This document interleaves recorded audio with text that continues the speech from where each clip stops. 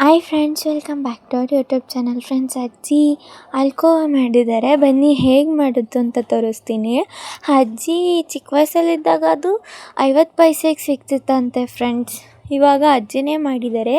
ಬನ್ನಿ, ತುಂಬ ಸಿಂಪಲ್ಲಾಗಿ ಮತ್ತು ಈಸಿಯಾಗಿ ತುಂಬ ಬೇಗನೆ ಮಾಡ್ಬೋದು ಫ್ರೆಂಡ್ಸ್ ಅದನ್ನ.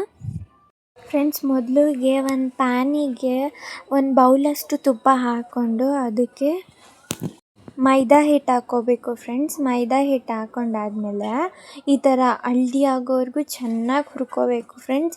ಹಳ್ದಿ ಆದಮೇಲೂ ಚೆನ್ನಾಗಿ ಹುರ್ಕೋಬೇಕು ಫ್ರೆಂಡ್ಸ್. ಅದು ತುಂಬ ಚೆನ್ನಾಗಿ ಫ್ರೈ ಆದರೆ ತುಂಬ ಚೆನ್ನಾಗಿರುತ್ತೆ.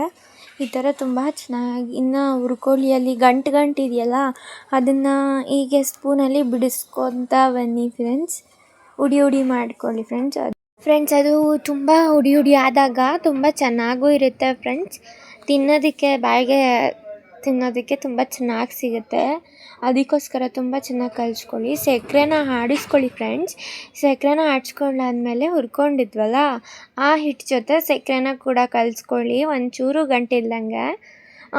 ಏನಾದ್ರೂ ನಿಮಗೆ ಸ್ಪೂನಲ್ಲಿ ಕಲ್ಸೋಕ್ಕಾಗಿಲ್ಲ ಅಂತಂದರೆ ಕೈಯಲ್ಲೇ ಕಲಿಸ್ಕೊಳ್ಳಿ ಫ್ರೆಂಡ್ಸ್. ಅಜ್ಜಿ ಸ್ಪೂನಲ್ಲಿ ಸ್ವಲ್ಪ ಕಲಸಿ ಕೈಯಲ್ಲಿ ಕಲಿಸ್ಕೊತಾ ಇದ್ದಾರೆ. ಅದ್ರ ಜೊತೆ ಪೂರ್ತಿ ಕಲಿಸ್ಕೋಬೇಕು ಫ್ರೆಂಡ್ಸ್. ಆಗ ಇನ್ನೂ ಚೆನ್ನಾಗಿರುತ್ತೆ ಫ್ರೆಂಡ್ಸ್. ತಿನ್ನೋದಕ್ಕೆ ಸಾಫ್ಟಾಗಿ ಮೆತ್ತಗಿರುತ್ತೆ ನೋಡಿ ಫ್ರೆಂಡ್ಸ್. ಈ ಥರ ಚೆನ್ನಾಗಿ ಕಲಿಸ್ಕೊಂಡಾದ್ಮೇಲೆ ಒಂದು ಬಾಕ್ಸಿಗೆ ಹಾಕ್ಕೊಳ್ಳಿ. ಈ ಥರ ಶೇಪ್ ಬರಬೇಕಲ್ಲ, ಅದು ಸ್ಕ್ವಯರ್ ಶೇಪ್, ಅದಕ್ಕೆ ಫ್ರೆಂಡ್ಸ್. ಅದಾದಮೇಲೆ ಬಾಕ್ಸಿಂದ ಆಚೆ ತೆಗೆದ್ಮೇಲೆ ಈ ಥರ ನಿಧಾನಕ್ಕೆ ಕಟ್ ಮಾಡ್ಕೊತಾ ಬನ್ನಿ. ಆಮೇಲೆ ನಿಮಗೆ ಯಾವ ಥರ ಶೇಪ್ ಬೇಕು ಆ ಥರ ಕಟ್ ಮಾಡ್ಕೊಳ್ಳಿ ಫ್ರೆಂಡ್ಸ್.